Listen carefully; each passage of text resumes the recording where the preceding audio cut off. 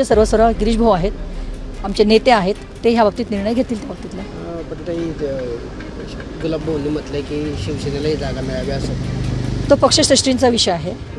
जागा कोणती कोणाला सोडायची हे आमचे वरिष्ठ नेते जे आहेत त्याचा निर्णय करतील आणि त्या पद्धतीने ते जागा सुटतील त्या पद्धतीने निवडणूक लढवली जाईल.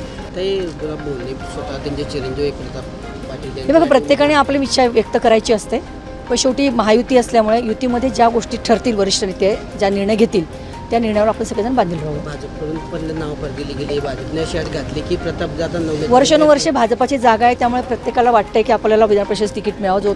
जो तो आपल्या पद्धतीने त्याची विचार त्या पद्धतीने करत आहे.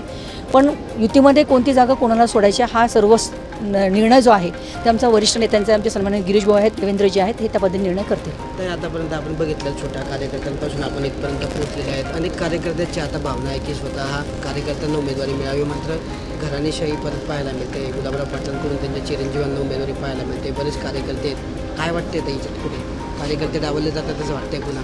नाही, असा विषय नाही आहे.